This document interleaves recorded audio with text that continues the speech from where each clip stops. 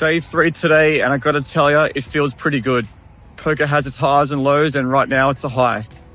So there's 16 left in the 5K 6 max, and there's 340K up top. On my table to my left, I've got the grinder himself.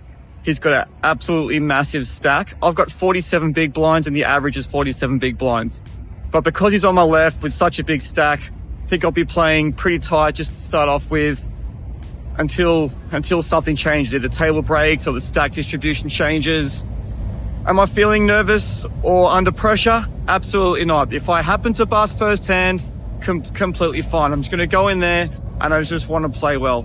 And what that means is I just want to play one day. I just want to play one day of not getting out of line, because yesterday and even the day before and the day before that, I tend to get out of line.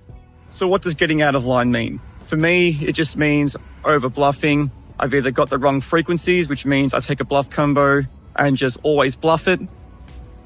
Out of line also might mean you have the wrong card removals, you choose the wrong blockers. But generally, I think I'm pretty good with that. I shouldn't need to worry, but I think I will be a bit fussier with the blockers, and I will be very fussy with my frequencies. In terms of my game plan, apart from just being a little bit tight with the stack distribution, in terms of ICM, I'm not that well studied at ICM at all. I haven't had too many deep runs in tournaments. In fact, almost none. In fact, probably none. So, I'm not well ICM studied. I'm just going to have to apply just the high level concepts that you always hear about, or you know about when you watch poker on YouTube, or if you're watching final tables online. To give an example of how I got out of line yesterday, the small blind limps in, where 22 bigs effective, and I've got 10-3 of hearts. There's a 7 of hearts exposed. I was considering raising, but with the 7 of hearts out there, I just check, and the flop becomes ace, king, 3, all diamonds. He checks and I min bet. I figure I want to just push a little bit of equity and protection in case he's got a solo diamond or even just bare overcards. He calls. The turns a repeat ace, so it's ace, king, 3, all diamonds, repeat ace. He checks, I bet tiny again, and if he calls, I'm just going to give up and just show it down. He calls, and on the river comes a jack of diamonds. So now my hand's definitely worthless. He checks, and I'm thinking that it's going to be hard for me to have bluffs in this spot. So I took this as a bluff. I went B67. But here's the problem. If I'm doing it with 10-3, I'm probably doing it with every 3. And that's just something I've got to watch out for. He called me with ace-5 suited. So it just goes to show that those good players, they protect their range very well, and they're not afraid to call. He called bare trips with no diamond, and he called it very quickly as well. So he saw right through me. Good on him. Also wanted to tell everyone about how lucky we are to be here, because yesterday, 7 big blinds in the cutoff, I open jam jack 10 offsuit. We're not in the money, but we're approaching it at some point. The button calls with queen jack suited, and that's a pretty impressive call. The flop comes queen high, and I'm pretty much dead. So I get up, I put the backpack on, which is something I normally do, but to be fair, a queen high flop versus queen jack and you got jack 10, I think it's a good time to get up. And it backdoors are straight, and I was still in, and I just spun it up from there. So very lucky to be here. Very happy with that. But the main point is this is pretty exciting. I'm just going to go in there, just enjoy the moment, have some fun, hopefully play very well, and that's it. Let's go play some poker.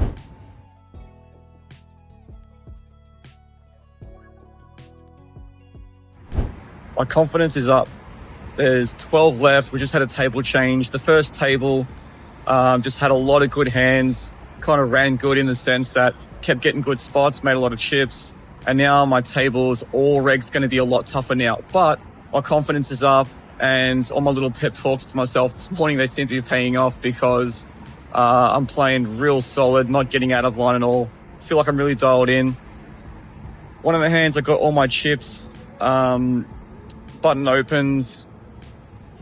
I 3-bet ace king offsuit. I made it 1 million. So the opener must have made it like 250K. I made it 1 million. And the big blind makes it 2.1 million. And I jam all in. So my tournament life's on the line, and he folds. So I got that through. There's a fair few chips there. Another hand I played, just a small one. I limp in this small blind 9-6 offsuit, and the board comes 7-5-3 two-tone, but I've got no suits.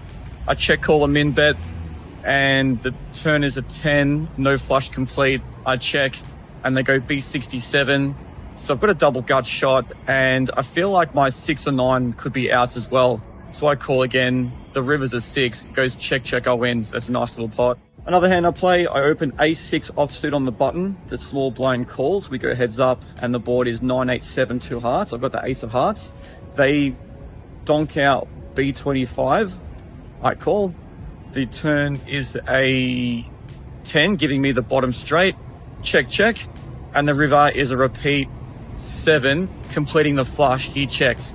And this spot, I have a potential value bet, but I'm just going to play conservative and check back because we're pretty deep, and it's hard to think of a hand that calls. I mean, there probably is a lot of hands that call. Maybe I should be betting now, I'm not sure, but I just took the conservative option and checked. This one's on the tougher table. The cutoff opens. I'm in the big blind with ace of spades, jack of hearts, and he's 8 million. I've got him covered, and the blinds are 75, 125. I just call, and the flop's queen, 7-4, 2 spades. I got ace of spades. He goes B25, and I check raise him 4x and get that one through. So that's nice. See, that's a spot where you can get aggressive, but got the right cards for it, being a bit more selective.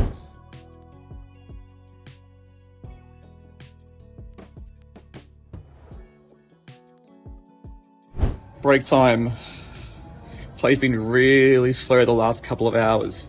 There was a $6,000 pay jump and 2 or 3 short stacks, all waiting their full 30 seconds before folding. So play's been real slow. And in that time, I was doing all right. I was chipping up heaps. I think I've reached 12 million at one point.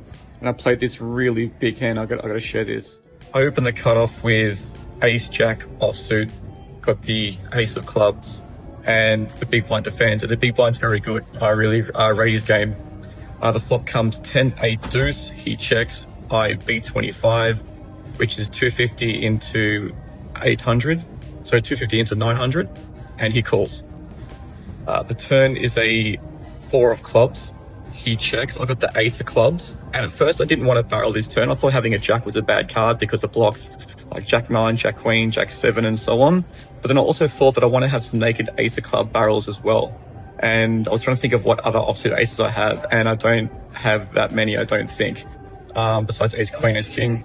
So I randomized this one. I went 50-50, and I sized right up. The pot was around 1.3 million. I made it 1.2, and he calls. The river brings a 3, so a backdoor straight gets in, and he checks. And again, I randomized it because if you've been following, I need to rein in my bluff combos. I 50-50 this one again, comes up bet, so I overbet the pot. I went 1.5x pot, and he gave me a good sweat, thought for a long time, and he eventually folded, so that was a nice one to get through. And when he gives me a sweat, like I used to get real nervous in those spots, but for some reason today I'm feeling pretty comfortable. I'm just sitting there pretty chill, and if he calls me, so whatever.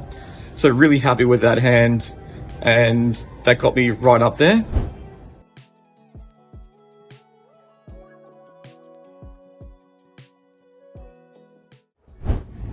I'm on the final table.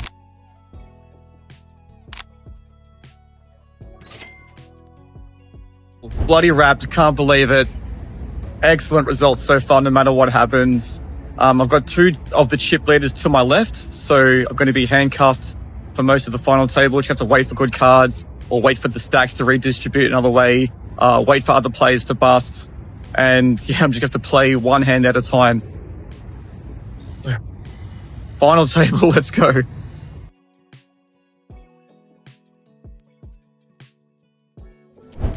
We're still in.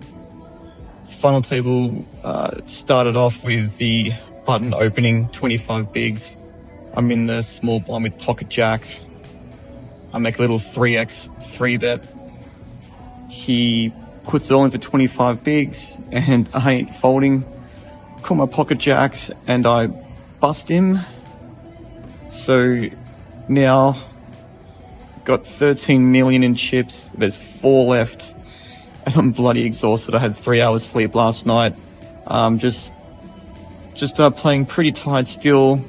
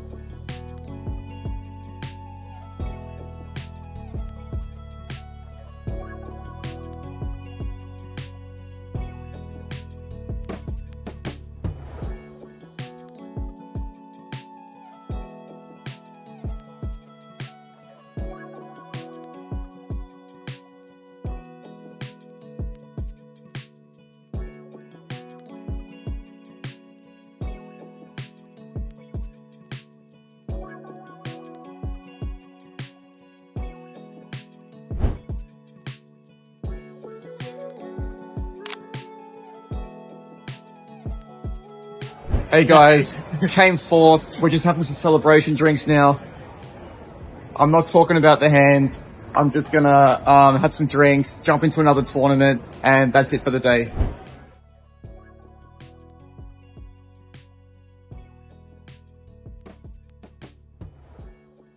Hey guys, it's the morning after the 5K, and I wanted to talk about my ace-queen bust-out hand. We've just gotten four-handed, and solid, very solid reg, opens 2.5x on the button, and I'm in the big blind with ace-queen offsuit. I have 40 big blinds, and yes, the 2.5x open is strange. He hasn't done this the entire tournament, and I didn't know what to make of it at the time, but just took mental note. I've got ace-queen and put in a 3-bet, so blinds 2-4, he makes it 1 million in chips, I make it 3.5 million. He then burns 2 time banks. And as he's burning his time banks, he's thinking and he's shuffling chips or whatever it is he's doing.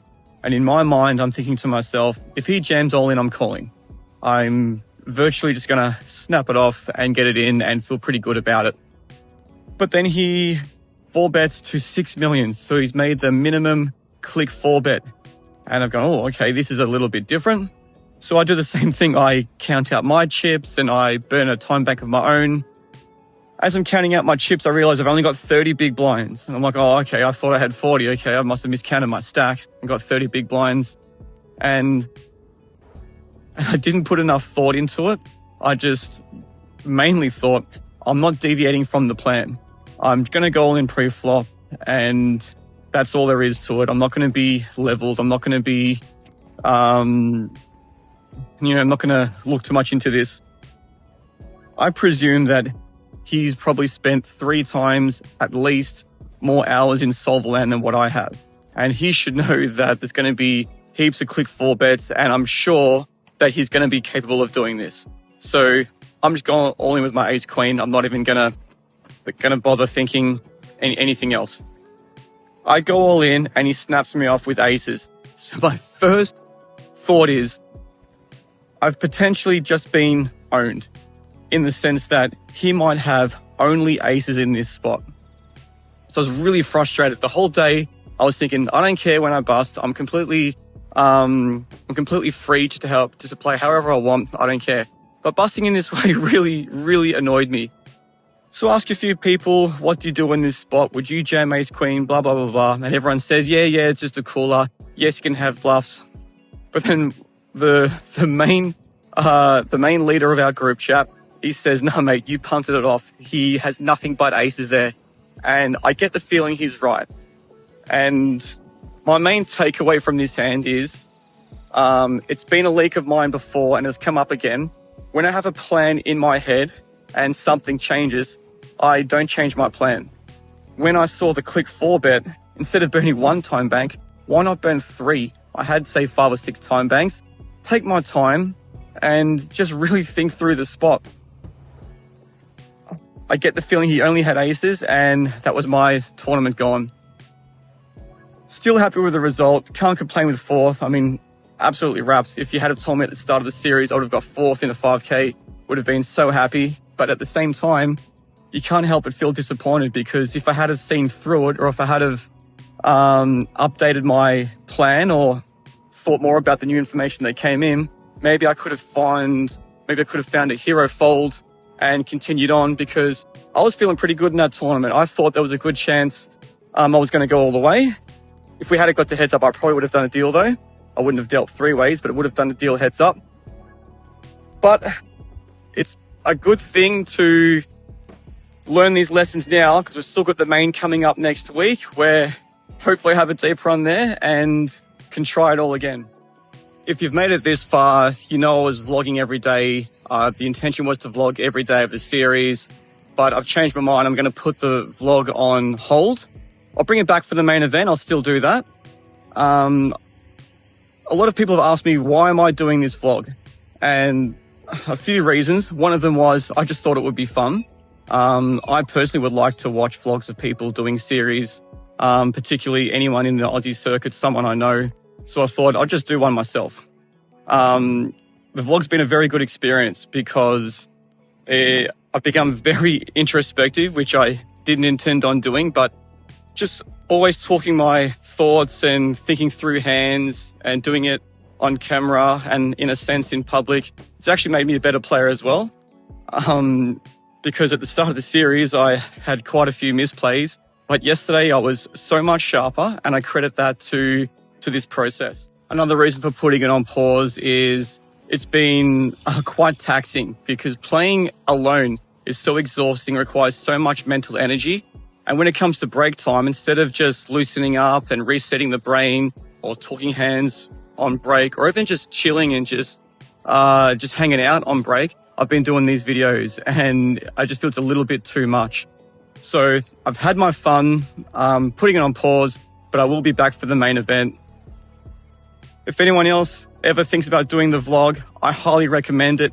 And you don't even have to publish it on YouTube. I'll probably still do vlogs in the future, but I might keep them private or just share them in my group chat. It's just a good way of thinking out loud, getting your thoughts clear, and it's definitely helped my game. So I see a world where people do a lot more of this, not necessarily in public, but just as a way of almost like a mini social media with your own friendship group, or even just personal journal entries. Anyways, I'm off, but I'll be back for the main event.